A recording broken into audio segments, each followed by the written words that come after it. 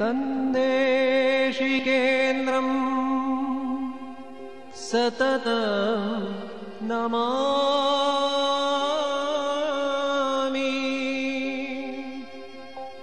विवेकानन्दं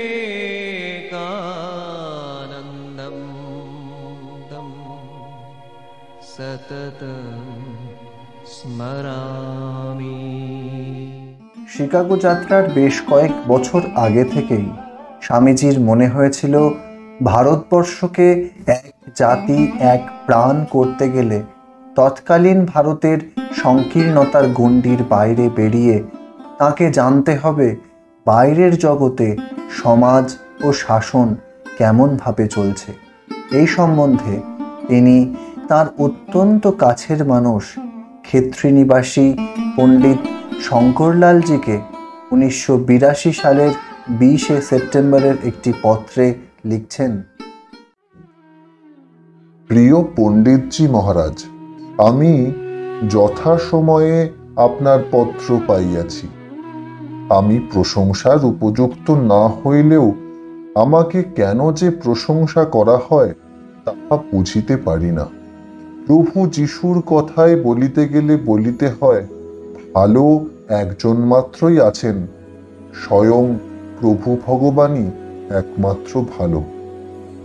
অপর সকলে তাঁহারই হস্তের যন্ত্র মাত্র। মহত মহিয়ান পরম ধামাধিষ্ঠ ঈশ্বর এবং উপযুক্ত ব্যক্তিগণই গৌরব পাত্র, আমার ন্যায় অনুপযুক্ত ব্যক্তি নহে। বর্তমান ক্ষেত্রে ভৃত্যটি মজুরি লাভের উপযুক্তই নহে, বিশেষত ফকিরের কোনরূপ প্রশংসা লাভের অধিকার নাই।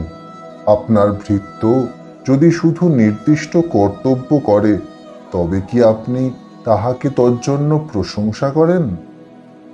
আশা করি আপনি সপরিবারে সম্পূর্ণ কুশলে আছেন। পণ্ডিত ছন্দরলালজি ও মোদীয় অধ্যাপক যে অনুগ্রহপূর্বক আমাকে স্মরণ করিয়াছেন, তজ্জন্য তাহাদের নিকট আমি চিরকৃতজ্ঞতা পাশে আবদ্ধ। এখন আপনাকে আমি আরেক বিষয় বলিতে চাই। হিন্দুগণ চিরকালই সাধারণ সত্য হইতে বিশেষ সত্যে উপনীত হইতে চেষ্টা করিয়াছেন, কিন্তু কখনোই বিশেষ বিশেষ ঘটনা বা সত্যের বিচার দ্বারা সাধারণ সত্যে উপনীত হইবার চেষ্টা করেন নাই। আমাদের সকল দর্শনেই আমরা দেখিতে পাই, প্রথমে একটি সাধারণ প্রতিজ্ঞা ধরিয়া লইয়া তারপর চুলচেরা বিচার চলিতেছে, কিন্তু সেই প্রতিজ্ঞাটি হয়তো সম্পূর্ণ ভ্রমাত্মক ও বালকোচিত। কেহই এই সকল সাধারণ প্রতিজ্ঞার সত্যাসত্য জিজ্ঞাসা অথবা অনুসন্ধান করে নাই। সুতরাং আমাদের স্বাধীন চিন্তা একরূপ নাই বলিলেই হয়। সেই জন্যই আমাদের দেশে পর্যবেক্ষণ ও সামান্যীকরণ প্রক্রিয়ার ফলস্বরূপ বিজ্ঞান সমূহের অত্যন্তাভাব দেখিতে পাই। ইহার কারণ কি? ইহার দুইটি কারণ আছে। প্রথমত, এখানে গ্রীষ্মের অত্যাধিক্য হেতু আমাদিগকে কর্মপ্রিয় না করিয়া শান্তি ও চিন্তা প্রিয় করিয়াছে। দ্বিতীয়ত, পুরোহিত ব্রাহ্মণেরা কখনোই দূর দেশে ভ্রমণ অথবা সমুদ্রযাত্রা করিতেন না।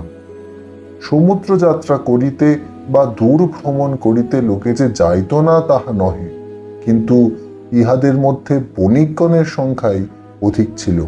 পৌরোহিত্যের অত্যাচার ও তাহাদের নিজেদের ব্যবসায় লাভের একমাত্র আকাঙ্ক্ষা ইহাদিগের মানসিক উন্নতির সম্ভাবনা একেবারে রোধ করিয়াছিল। সুতরাং তাহাদের পর্যবেক্ষণের ফলে মনুষ্যজাতির জ্ঞান ভাণ্ডার বর্ধিত না হইয়া উহার অবনতিই হইয়াছিল। কারণ তাহাদের পর্যবেক্ষণ সদোষ ছিল এবং তাহাদের প্রদত্ত বিবরণ এতই অত্যুক্তিপূর্ণ ও কাল্পনিক হইত যে বাস্তবের সঙ্গে তাহার মোটেই মিল থাকিত না।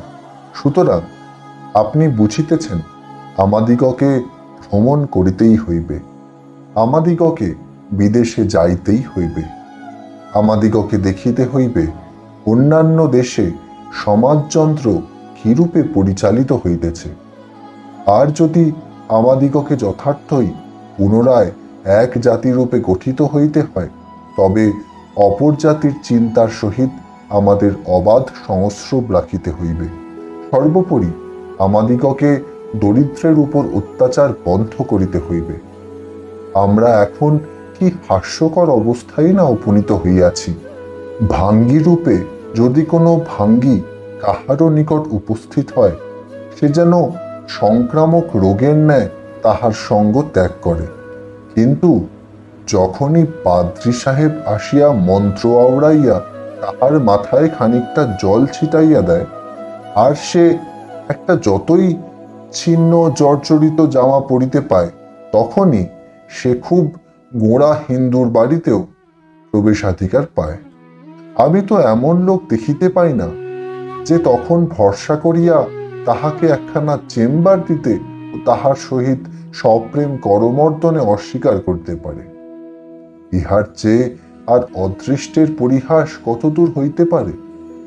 এখন এই পাদ্রীরা দক্ষিণে কি করিতেছে দেখিবেন, আসুন দেখি। উহারা লাখ লাখ নীচ জাতকে খ্রিস্টান করিয়া ফেলিতেছে, আর পৌরোহিত্যের অত্যাচার ভারতের সর্বাপেক্ষা যেখানে বেশি, সেই ত্রিবাঙ্কুরে সিকিভাগ খ্রিস্টান হইয়া গিয়াছে।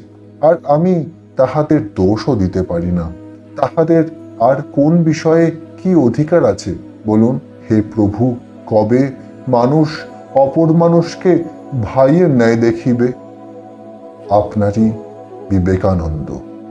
এই পত্রের ছত্রে ছত্রে রয়েছে সেই সময়ের অন্ধকারাচ্ছন্ন ভারতের করুণ চিত্র, স্বামীজির অভূতপূর্ব বিশ্লেষণ আর আগামী ভারতের চিন্তা আমাদের মুগ্ধ করে। পণ্ডিত শঙ্করলালজির সাথে তাঁর বাক্যালাপের মধ্যে যে বিনয়ের চিত্র আমরা পাই, তা আমাদের সকলের শিক্ষণীয়।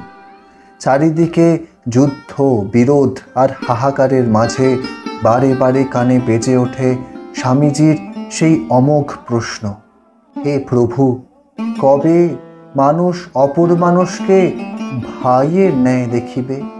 জয় স্বামীজি, জয় ঠাকুর।